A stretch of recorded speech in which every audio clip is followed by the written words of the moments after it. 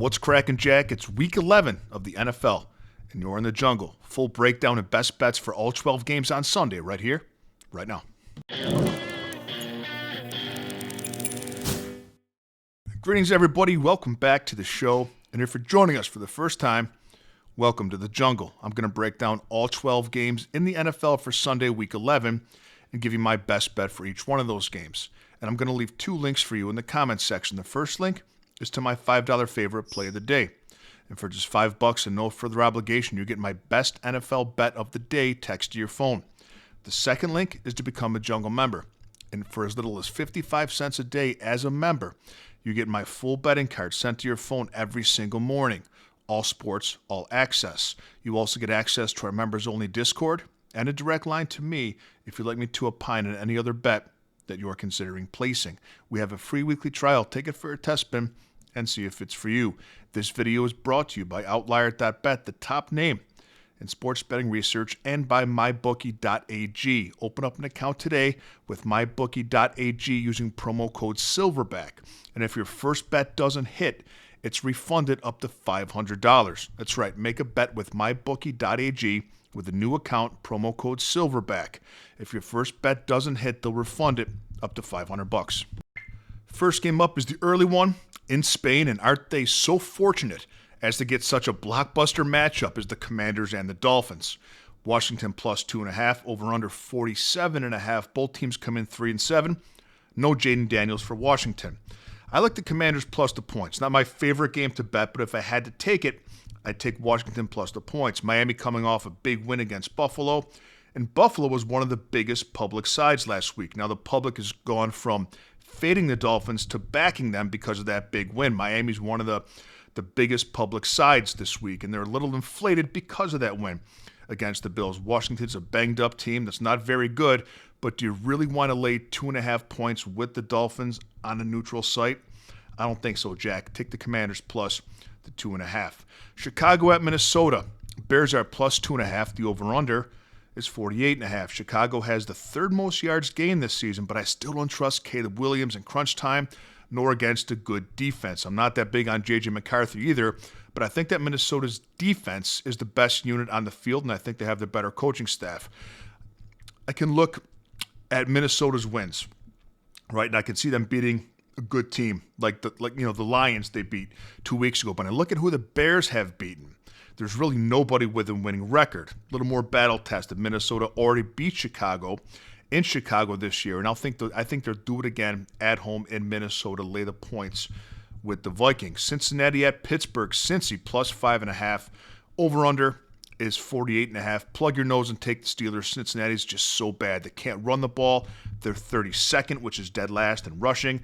They can't stop anybody from running the ball. They're 32nd. Dead last, and they can't stop anybody from scoring. They're also dead last in points allowed. They allow 33.3 points a game. Pittsburgh allowing 9 points less at 24.4.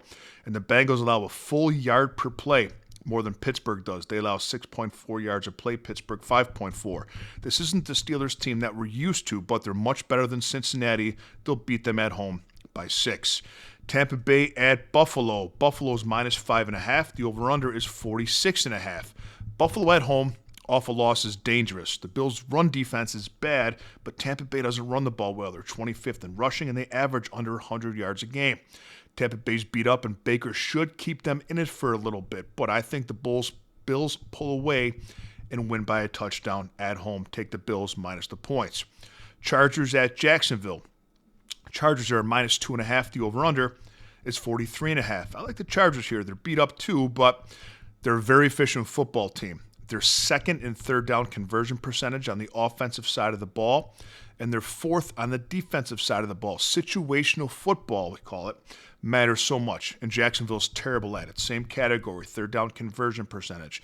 Jacksonville's 25th offensively and 30th defensively. The Chargers are the better team, and they've won 3 straight games against the spread. Jacksonville has lost 3 of their last 4.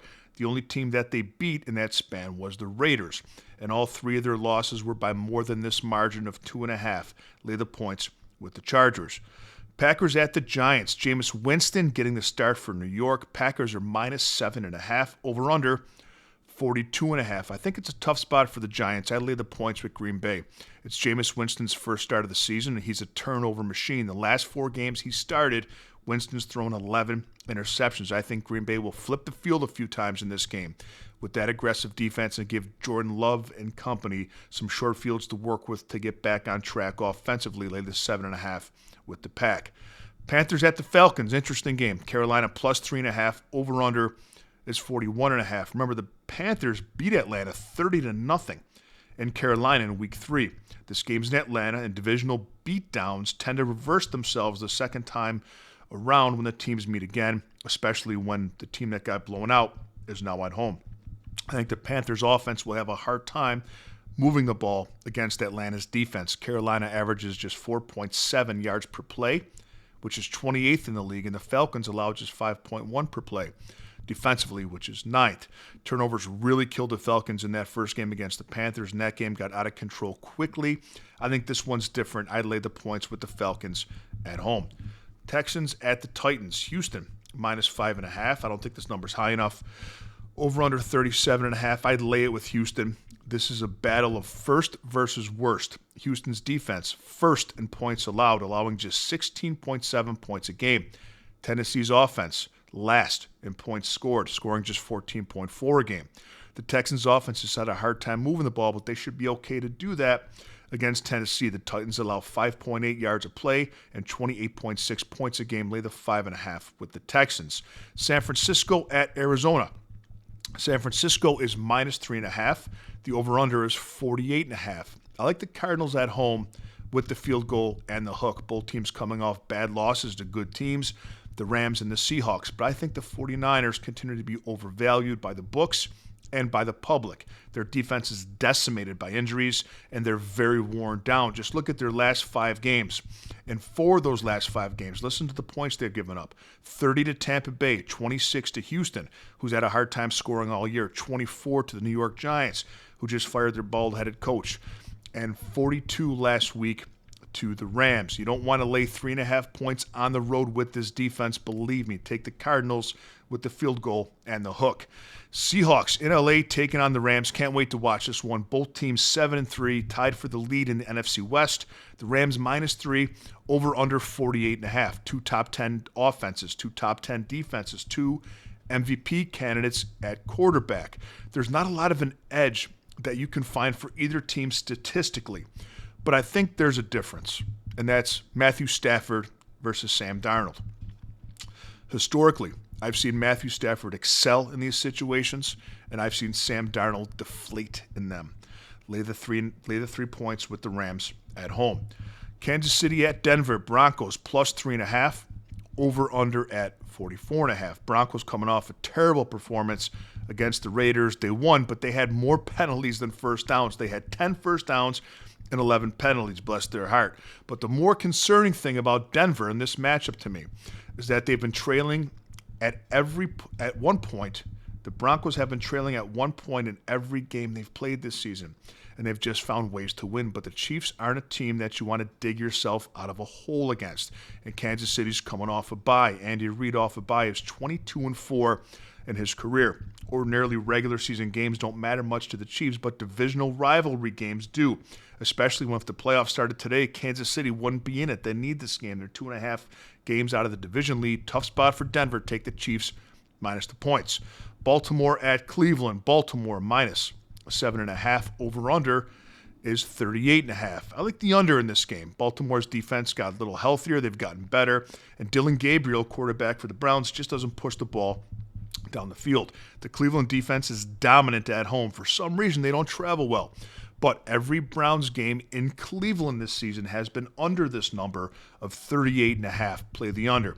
In the Sunday Night Football game, Detroit at Philadelphia. Eagles are minus 2.5. The over-under, 46.5. The public loves the Lions. I love the Eagles minus the points. Statistically, the Lions have been a better team this year, but Philadelphia has played a much tougher schedule. Detroit has really just one win against what I call a quality team this season over Tampa Bay. When they've played teams that I consider to be quality opponents, they've lost every one. Green Bay, they lost. Kansas City, they lost. Minnesota, they lost. But listen to this. Those 3 teams that I just mentioned, that beat the Lions, the Eagles have beaten all three of them on the road.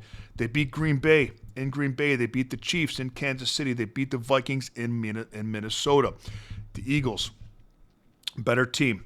They've beaten the teams that have beaten Detroit, and they're at home. Lay the 2.5 with Philadelphia. Let's have a great day, Jungle Nation, and I'll see you tomorrow with a little more money in your pocket.